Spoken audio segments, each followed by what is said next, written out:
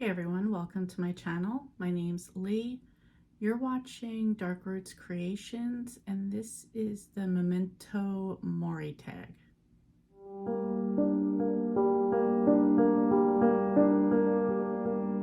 So I was tagged by Storm at Storm Reads to do this tag, so thank you, Storm. And I see the originator of the tag is Polyglot Reading. And he does a bunch of videos in different languages, which I think is super cool.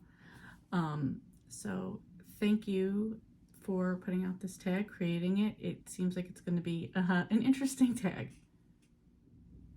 Okay, so I'm just going to start out by saying, like, I do have issues as far as, I don't know, the sadness of dying or not being here or people not being around. I think that's pretty normal though.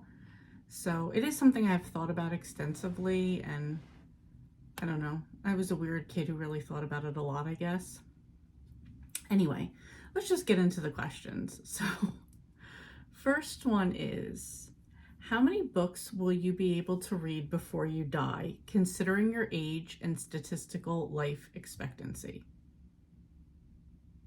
Okay, let's do some math on this one. So I will be turning 47 tomorrow, March 23rd, because this video will come out after that. So I will be 47 years old. Let's say on average, I have probably 30 more years based on my family history. And I read 120 books a year, so 3,600 more books in my life. Is that even right? Yeah, don't count on me for the math. 120 books times 30 more years, 3,600. Number two, does this number affect your choice of books? No. I read for pleasure, I read for escape, I read for fun. That's not going to change. I don't all of a sudden have, like, if I knew I had a month to live, like, oh, let me go read the classics or the great American novel. Those bore me now, so I would definitely, not in my last days would I be picking them up. So no, it doesn't. I mean, I've just, at this point, especially this year, I've definitely been more of, if I'm not enjoying the book, to just DNF it and move on, because there are so many great books out there. And it would suck to just be reading these books I didn't like or genres I didn't like just for the sake of reading them, when there's so many great books. I'd be so disappointed in myself that I missed out on all these really good books.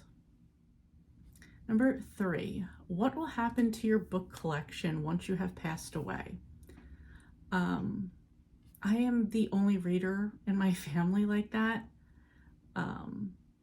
So they're not getting passed on to anybody. I would hope that my husband would just, like, donate them to a library or free little libraries, or he would give them away. Like, he would know better than to, unless he wants to be haunted from beyond, he knows better than just to throw them in the garbage. So I would hope he would give them away or bring them to a library or a secondhand bookstore, something like that. Like, he would do that. Although he's not, like, really a reader, he's also not, like, disrespectful of books. Number four, is there a book that helps you to cope with the disturbing fact of a limited lifespan? I don't think there's going to be any book that's going to do it. Like I said, I get all of my feelings, and, like, I definitely get upset about it. Not just for that. Like, listen, I'm a crier. I cry every day about the dumbest thing, the best things, happy things, sad things, whatever. So there's nothing that's going to make me cope with it. It's just, like, dealing with my feelings. However, I did read back in 2021 a book called A Walk Along the Beach by Debbie Macomber. This was about two sisters, and just a quick, I'm not going to read the whole thing. Their mother died. Their father was lost in his grief. Willa had no choice but to raise her sister Harper and their brother Lucas. And Harper had, like, a terrible illness, and then she's given a new lease on life. And she wants to be all about living her life. So it's, in a way, it's two things. The sister, Willa gets better. Harper gets better. That takes the burden off of Willa. So Willa's free to live her life and do all the things that she wanted to do that she couldn't. And now Harper also has a new lease on life. So she's able to like, she wants to like go live her life to the fullest extent of things that there was a chance, like she doesn't want to waste her life now that she like has this chance. So that was dealing with like, just you're given a second chance, you're free from a burden. What would you do with your life? So I try to look more at the like, you don't want to regret what you didn't get to do. Like at the end of the day, nobody's going to be like, man, I just wish I had more bills to pay before I died. Like you're going to be like, I wish I took that trip, or I wish I told that person I love them, or I wish I went skydiving, or whatever it is that, you're into that you'd have those regrets. And this was them trying to like not have the regrets. Okay. Number 5. Which book on this topic do you consider the most witty or entertaining one? Okay, I'm going to try not to cry through these next 2. I'm such a baby. So this one is Still Fooling 'Em. Where I've Been, Where I'm Going, and Where the Hell Are My Keys by Billy Crystal. So of course, Billy Crystal's just going to bring the humor to it. And this was, Billy Crystal was turning 65. He's not happy about it. And it's just basically like him looking back on his life. And I'm just looking quickly through for like, so he discusses a lot of like growing up as a kid in Long Island, doing stand-up in the Village, Saturday Night Live, When Harry Met Sally, as the longtime host of the Academy Awards, his one-day career in the Yankees, and just like his idols, and just like all the things, and then like getting older and like aging and grandparenting and dentistry and all these other funny things. So it's just like, getting up, I don't want to say 65 is getting up there in years because it's really not, but just getting older and like looking back on your life. Particularly when I believe he wrote another book called 700 Sundays, because that was like the amount of time he had with his dad before his dad passed away. And that was definitely like a sad part. Then I think too, it was just like him like reminiscing on life, like thinking about like the Village, when like Greenwich Village was Greenwich Village. And just, I just guess like looking back on all those things, see, I'm getting upset right now thinking about his dad. So moving on. All right, this is what I mean. I'm such a crybaby. I can't even like read a question. All right, number 6. Do you have a specific nonfiction book on the topic of death that you'd like to recommend? Yes, I do. I'm not going to talk about it a lot because this had me bawling my eyes out too. This is A Fine Romance by Candice Bergen, who's the actress who, she's had many roles, but I think like more her famous role was she was Murphy Brown. And this is, she shares her marriage to a famous French director, the birth of her daughter, widowhood, falling in love again, and watching her daughter blossom. So it is about this great life that she had with her husband. He's diagnosed with cancer. He passes away. And now she's just like feeling like, she's a widow, and that was her soulmate, and like how to move on from that. So, and then there is also a lot of humor in there around getting older, as it says, the losing battle against those damn wrinkles and extra pounds. So I read both of those books. Honestly, I feel like I read both of these back to back, and like I was just like in like I don't want to say in like a dark place, because I was just like maybe a little bit more depressed ish. But I was trying to see when I read this, back in 2017. So yeah, I even did say in my review back then, this is about the loves of her life, and be prepared to cry. So yeah, that's it. 7.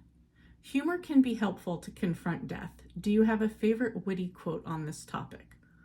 I do not have a witty quote on this topic. However, my family and I are known for being inappropriate at funerals. And by that I mean we've always tried to cover up a sad situation or something sad with humor, like just to try to make the other person laugh. I know I do this all the time. Sometimes it can come off as, if it doesn't work, it comes off as very inappropriate, but most people in my life know that that's what I'm going to do.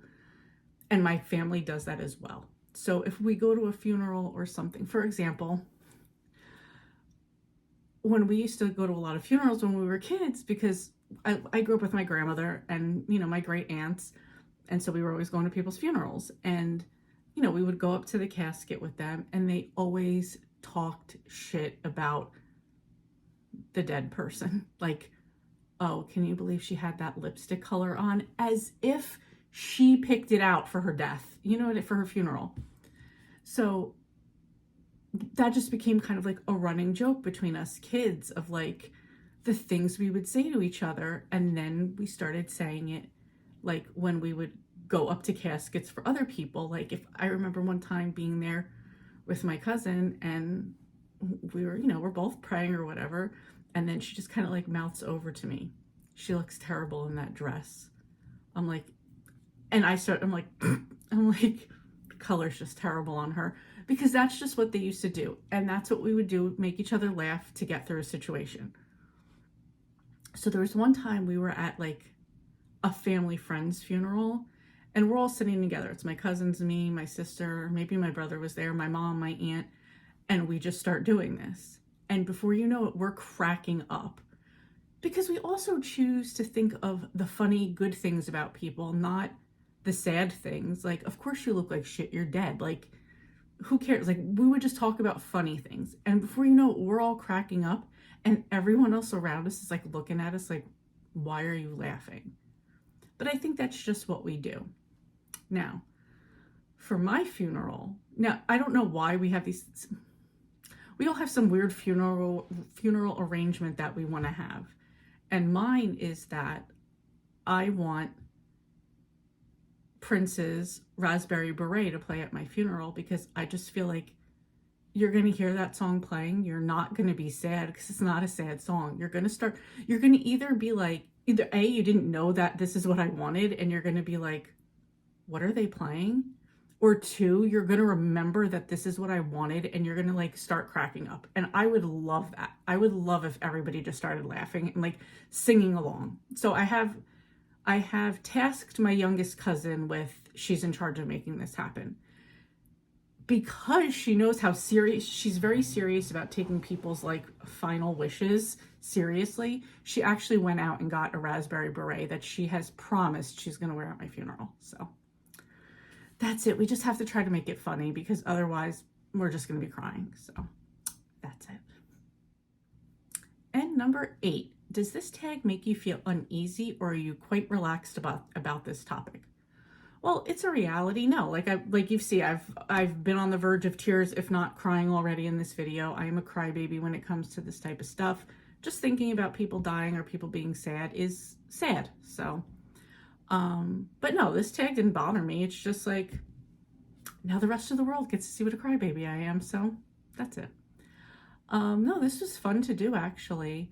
I'm not actually going to tag anyone else because I don't know who else would want to do this, but if you want to do it, tag your it. If you want to recommend some books that might fit into some of these questions, please put them down below because I would be interested in that. And yeah, that's it. Thank you guys so much for watching, and I will see you next time.